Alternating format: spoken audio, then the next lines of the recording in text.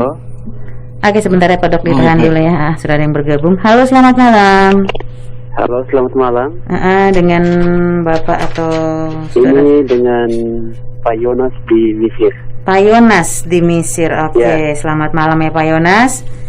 Menarik tema pada malam hari ini. Sebelumnya saya sudah ikuti beberapa tema yang sudah dibicarakan. Ya, jadi tema mengenai waktu ini berkaitan dengan ketekaan saya kepada ibu hamil. Ya, jadi saya mau bertanya mengenai larangan pemerintah untuk jangan berkumpul dulu kan? Betul Pak Yonas. Ya, jadi pertanyaan saya, bagaimana kita memberikan pemahaman yang solid dan kuat kepada ibu-ibu hamil yang memiliki tingkat pendidikan yang berbeda serta kesadaran yang berbeda, untuk supaya mereka bisa memahami, supaya jangan takut ketika mau pergi cek untuk mungkin mau dekat usia kehamilan sudah cukup, mau dekat mau partus, mungkin mereka karena takut corona seperti saat ini kita hadapi, jadi mereka tidak mau pergi periksa karena wabah virus corona ini. Jadi dari saya mungkin minta pendapat dokter, bagaimana kita memberikan pemahaman yang menguatkan mereka sehingga mereka tidak takut untuk tetap pergi periksa untuk kebaikan diri ibu hamil dan janinnya ada dalam kandungan. Begitu saja dokter, saya minta penjelasannya supaya bisa kepada semua pendengar suara Sika dan untuk ibu hamil juga Fatin Sika ini bisa memiliki tingkat kesadaran yang baik untuk mengolah dan menghadapi wabah corona ini dengan tetap pergi ke klinik atau ke tempat-tempat pelayanan kesehatan untuk berobat. Terima kasih. Oke, terima kasih ya untuk Pak Yonas di Mesir ya, pertanyaan yang cukup menarik juga ya. Ini mungkin sedikit pemahaman yang solid ya kepada ibu hamil. Oke, mungkin bisa langsung dijawab oleh Pak Dokter. Baik, terima kasih Pak Yonas di Mesir ya Pak ya. Jadi memang setiap ibu hamil wajib dilakukan atau wajib melakukan pemeriksaan antenatal atau pemeriksaan kehamilan. Ya, memang di saat wabah ini, di mana ada anjuran dari pemerintah untuk physical distancing dan social distancing, memang kemudian ibu menjadi agak khawatir, apakah saya harus datang untuk periksa atau tidak, ya kira-kira seperti itu. Jadi tetap memang kita menjalankan anjuran itu, artinya tetap kita melakukan kegiatan physical distancing dan social distancing. Kapan sebaiknya kita harus melakukan pemeriksaan? Ya tentunya ada kondisi-kondisi khusus di mana seorang wanita hamil itu wajib atau harus datang ke tempat-tempat pelayanan kesehatan seperti puskesmas, rumah sakit. Jadi pada kondisi-kondisi tertentu ibu hamil boleh datang, ya. Tapi pada kondisi-kondisi yang lain yang bisa dibilang kondisi kehamilan normal tanpa penyulit, tanpa hal-hal atau penyakit-penyakit lain yang memperberat, memang saat ini dianjurkan untuk tindakan physical distancing. Kira-kira hal-hal apa saja yang harus diketahui oleh ibu hamil? Pertama, pastinya semua gangguan-gangguan yang muncul itu wajib diwaspadai. Ya, kejang pada ibu hamil, perdarahan pada kehamilan, kemudian tensi yang tinggi, mual muntah yang hebat, ya, terjadi penurunan kesadaran atau misalkan kehilangan kesadaran. Ya, itu adalah kondisi-kondisi di mana seorang ibu hamil wajib atau harus datang ke tenaga kesehatan terdekat. Tujuannya adalah untuk memastikan kehamilannya. untuk memeriksakan kehamilannya. Apakah akan ditemukan penyulit atau tidak, nanti pastinya tergantung pada pemeriksaan lanjutan. Di sini dibutuhkan juga kerjasama dari ibu-ibu bidan, ya, bidan-bidan desa, bidan-bidan di puskesmas pastinya, untuk mengedukasi ibu untuk mengenali tanda-tanda bahaya yang kira-kira akan muncul. Jadi selalu harus diingatkan ibu-ibu, jikalau muncul tanda-tanda bahaya, maka harus segera melakukan tindakan pemeriksaan kehamilan. Demikian sebaliknya, jikalau ibu-ibu atau pasien-pasien hamil kira-kira tidak memiliki masalah, tetap dilakukan pemantauan, tapi pasti pemantauannya akan lebih jarang. Ya, sekarang ini bahkan bisa dibilang dengan kemajuan teknologi kita bisa melakukan namanya telemedicine. Ya, jadi tidak, pemeriksaan itu tidak harus ibunya datang ke klinik, ke rumah sakit gitu ya. Dengan kecanggihan teknologi sekarang kita bisa by phone misalkan, ya, dengan video call, ya, kita bisa melakukan namanya pemeriksaan telemedicine. Kira-kira seperti itu, Pak Yonas. Jadi mungkin tadi ada sedikit ya dari Pak Yonas tadi, mungkin dengan pemberian kekuatan juga ya sebenarnya untuk para ibu hamil ya, sehingga tidak takut ya di masa pandemi ini. Karena mungkin ya dilihat dari banyaknya masyarakat ya, dari berbagai skala sosial ya, tingkat pendidikan yang berbeda-beda, SDM yang berbeda pula ya. Jadi banyak pemahaman juga ternyata sangat berbeda. Oke, dan mungkin melanjuti dari pertanyaan Pak Yonas tadi, apakah sebaiknya ibu hamil itu memeriksakan kehamilannya harus ke klinik, tetap wajib ke klinik, ataupun bisa dari rumah ya, seperti yang Pak Dok jelaskan tadi? Ya, jadi kita lihat tadi tergantung tanda-tanda bahaya yang muncul apa. Jikalau ada tanda-tanda yang kira-kira membahayakan kehamilan, ya pastinya seorang ibu hamil wajib untuk datang, ya, tentunya dengan memperhatikan langkah-langkah pencegahan yang sudah ada, menggunakan masker, mencuci tangan dan lain sebagainya. Ya, tetap preventif adalah yang utama, ya, pencegahan adalah yang utama. Oke, dan mungkin ya apa yang harus dilakukan ibu hamil jika terkena infeksi virus corona itu sendiri? Ya. Jadi infeksi itu sendiri kan bisa menunjukkan gejala-gejala yang beraneka ragam, ya, bisa dari gejala yang ringan, sedang, berat, atau bahkan yang tanpa gejala. Jadi jikalau ibu hamil mengalami gejala demam, kemudian sesak nafas, batuk, apalagi ada riwayat bepergian dari tempat-tempat yang beresiko, ya pastinya dianjurkan untuk segera kontrol supaya bisa dilakukan pemeriksaan lebih lanjut. Tujuannya adalah untuk menyingkirkan ada atau tidaknya infeksi dari virus corona ini.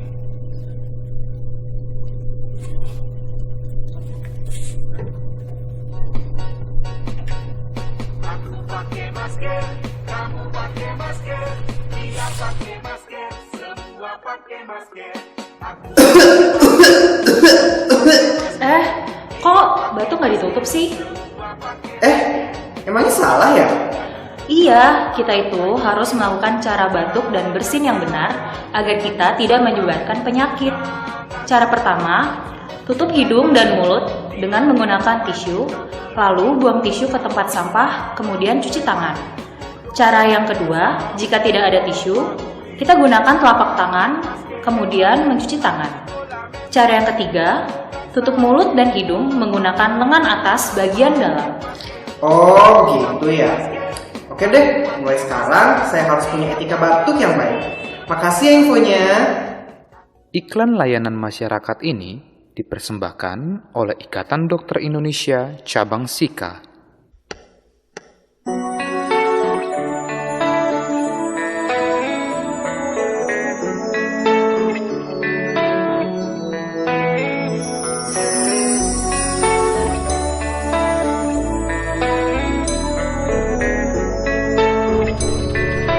Oke pendengar, masih bersama saya Nikena juga dan Dr. Chris ya, yang masih akan melanjutkan talk show kita pada malam hari ini ya, tentang kehamilan di masa pandemi COVID-19.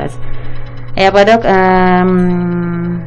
sudah satu pertanyaan nih dari Pak Yonas tadi ya. Mudah-mudahan ada yang mau bergabung lagi ya.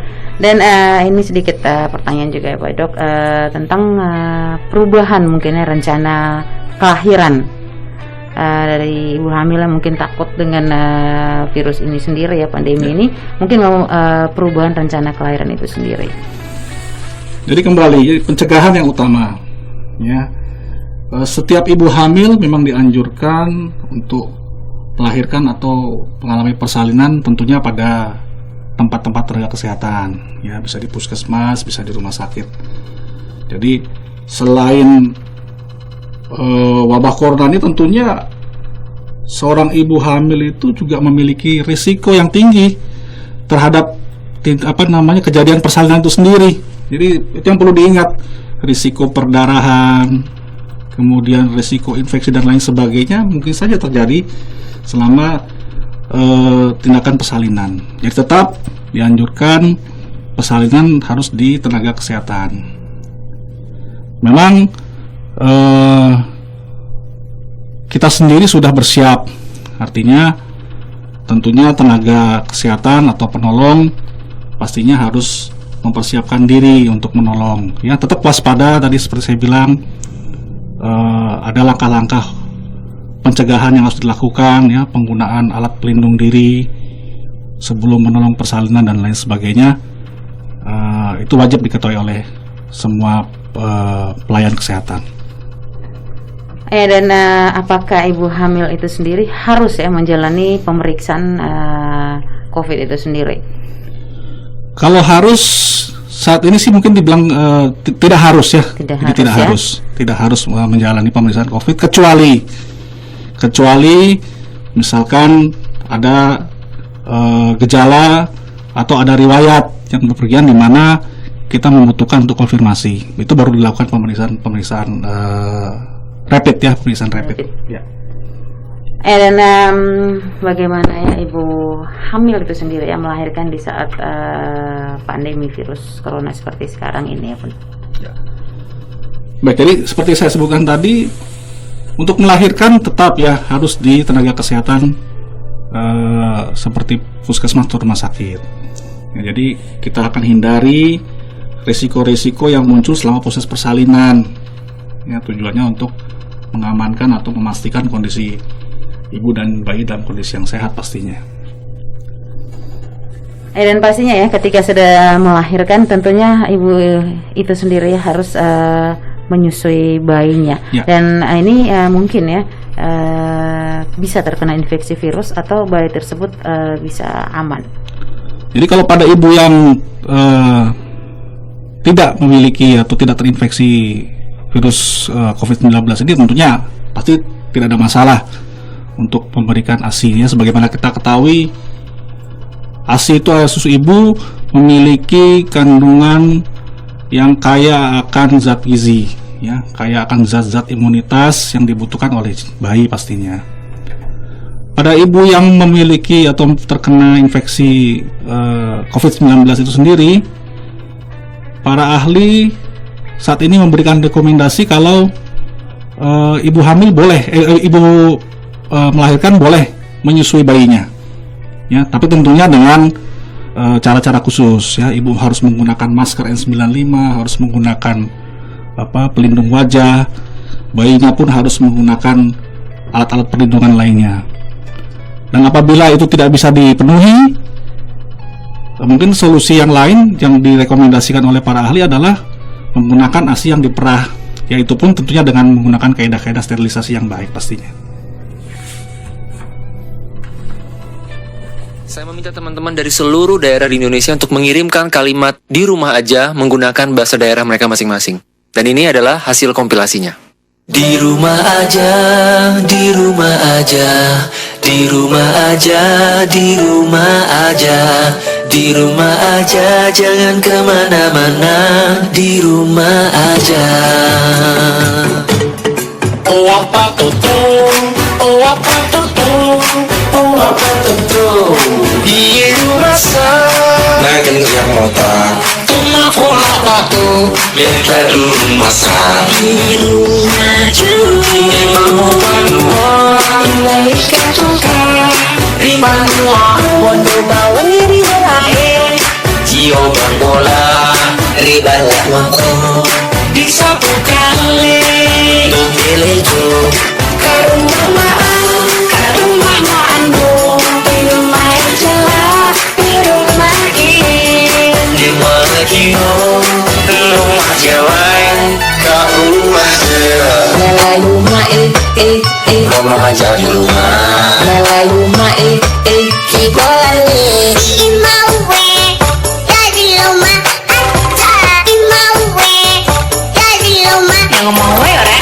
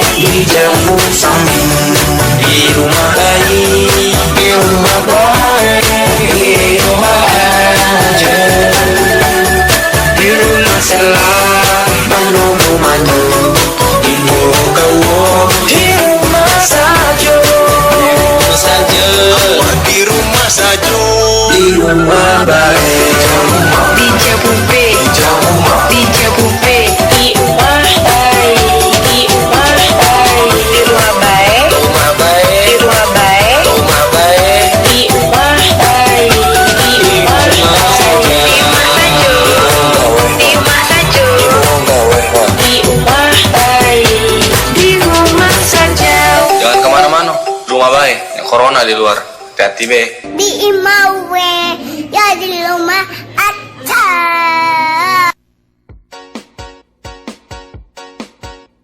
Aku pakai masker, kamu pakai masker, dia pakai masker, semua pakai masker. Aku Kok batu nggak ditutup sih? Emangnya salah ya? Iya, kita itu harus melakukan cara batuk dan bersin yang benar agar kita tidak menyebarkan penyakit. Cara pertama, tutup hidung dan mulut dengan menggunakan tisu, lalu buang tisu ke tempat sampah, kemudian cuci tangan. Cara yang kedua, jika tidak ada tisu, kita gunakan telapak tangan, kemudian mencuci tangan. Cara yang ketiga, tutup mulut dan hidung menggunakan lengan atas bagian dalam. Oh, gitu ya. Oke deh, mulai sekarang saya harus punya etika batuk yang baik. Makasih ya infonya. Aku pakai masker, kamu pakai masker, dia pakai masker, semua pakai masker.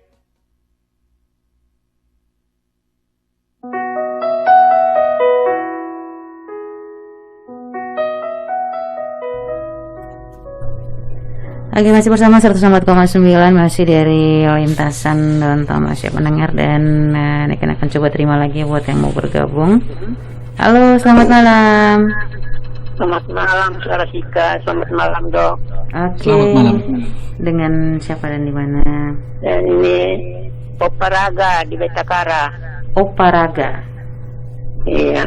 Silakan Oparaga. Ya, saya minta maaf ya, saya punya pertanyaan sedikit meleset. Ini karena saya ingin tanya ibu yang sedang menyusui, apakah saat dia sedang menyusui dan dia terkena, asinya masih sehat atau juga tidak sehat? Itu saja.